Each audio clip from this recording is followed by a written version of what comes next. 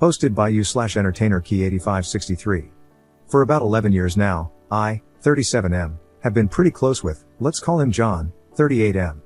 We met at a job in my mid-20s and have been regular company up until the pandemic, during which our hangouts, including a circle of mutual friends, have declined but not ceased entirely.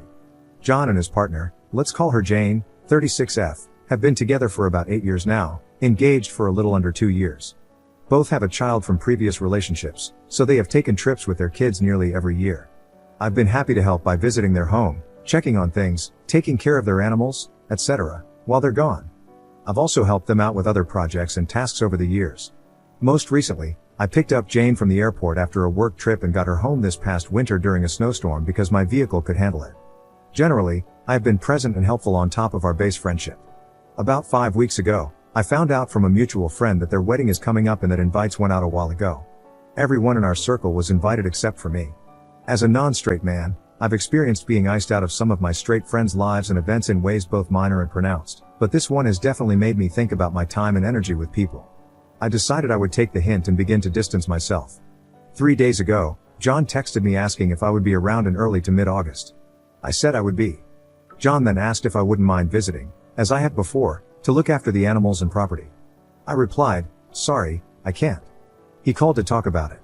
We had the same conversation, polite but a bit tense, so I finally said, I just won't be visiting your home.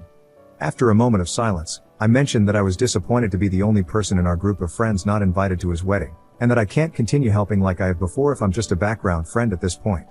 I wrapped up the call positively and sincerely with me wishing them a good wedding and trip, and that maybe we can grab drinks soon. 2 days ago, Jane reached out, sending follow-up texts saying John was upset about what I said, and also with her because she made the final decisions about friend invites.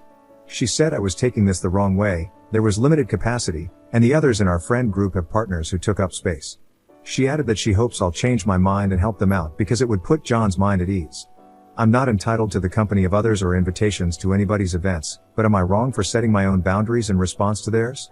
I try not to frame my friendships as transactional, but they obviously want something from me despite not inviting me and then avoiding even bringing it up until they needed help covering their honeymoon. Commenter. You're not in the wrong in the slightest. For them to do that and then ask for help like it's no big deal is completely shameless. What did your friend group have to say about it? Also, I don't think I saw you mention it anywhere, but what was John's reaction when you brought up the lack of a wedding invite? Ops response. For the first question, I was definitely surprised. The only reason I found out was because one of them, who lives a bit further away, reached out initially trying to coordinate some plans around the weekend of the wedding, assuming I'd been invited since John and I were close. I've let him follow up with the others, as I didn't want to interject so close to the wedding and make it about me. For the second question, John didn't say much. There was some silence after I cut through his line of questioning with the fact that I wouldn't visit his home at all. I said my piece about not being able to help if I'm not invited with our other friends, and out of awkwardness, I pivoted to a gracious wrap-up about wishing them well and maybe getting drinks sometime. There was a pause as he collected himself and said something like, thanks man, yeah, let's do that, before I decided to hang up. It's hard to peg down, but I picked up on some regret in his tone. Update 1. Yesterday afternoon, a few days after John initiated contact that led to this altercation, he reached out by text telling me the following. I want to take you up on that drink tomorrow if possible, and I want to apologize for my royal screw-ups in person. I agreed to meet. After we kicked off with a round of shots, John's first line was that he had failed me as a friend in this situation. With non-family invites, Jane apparently seemed very preoccupied with a philosophy of couples over singles at the wedding. He had previously voiced that he felt it was exclusionary and silly, but Jane prioritized couples on the first round of friend invites and told John it would be easier to fit in others after receiving RSVPs. John backed out and said he felt that going along with her initial plan of inviting the rest of our circle, who are, God bless them, coupled up, and not me was the best option, trusting that the RSVP thing would materialize. She ended up using the bit of space to plug in some more family. John admitted he basically folded and felt ashamed enough that he could not find a way to tell me. He knew reaching out to me about that favor was a risk but took it anyway because he wanted someone he could trust. My response was a materialization of everything he feared would happen, and in his words, deservedly so.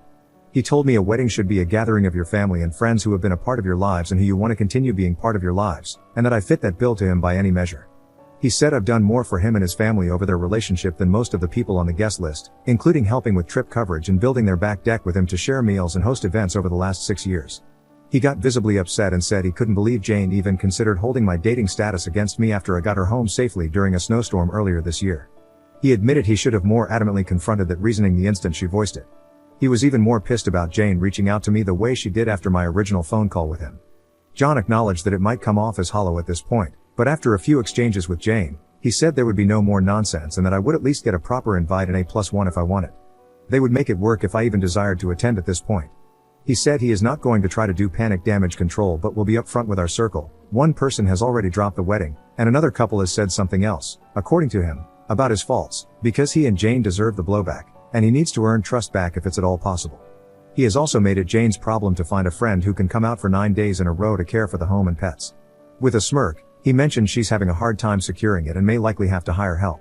I told John I really appreciated his owning up to this, and it was good to see the friend I knew shine through.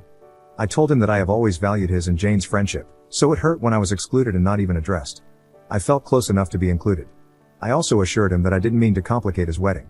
I've always thought he and Jane were great for each other, and I have supported them as best as I can. I've been confused about what I did or didn't do to be iced out.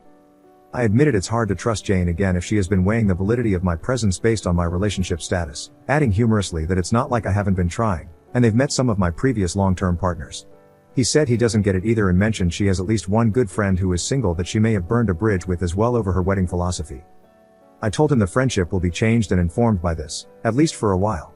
I know he and Jane had a disagreement leading to this, but I hope the wedding goes on to be a good celebration.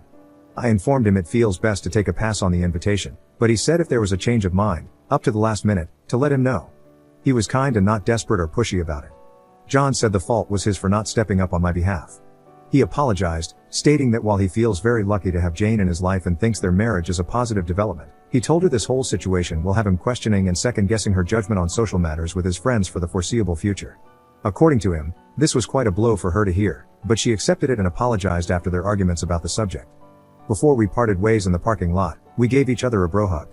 John's voice broke a bit when he said he was sorry one last time, and I think mine did too when I forgave him.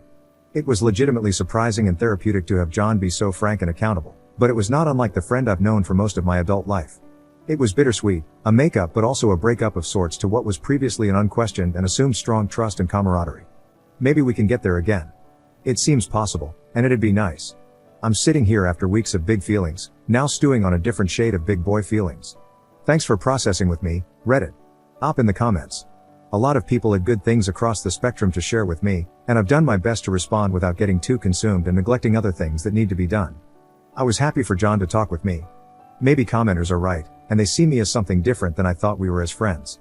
Perhaps I've got some work to do to assert myself, and I've been a doormat up to this point. I know I have some soul searching to do about myself, how I see my relationship with John and Jane, and maybe my other friendships as well. This relationship felt a lot closer and more authentic at a different time, but it's hard to paint a fuller picture of that after a situation like this. Things change. As tempting as it is to accept the invitation and be there for John, I think I trust my instinct to let this be. If John meant what he said, and if Jane comes around, they'll make the effort to follow up. I will be putting some distance between us for a while, and time will tell. I'm glad we got a chance to talk because if this is the end, I feel good about giving him a chance to own it.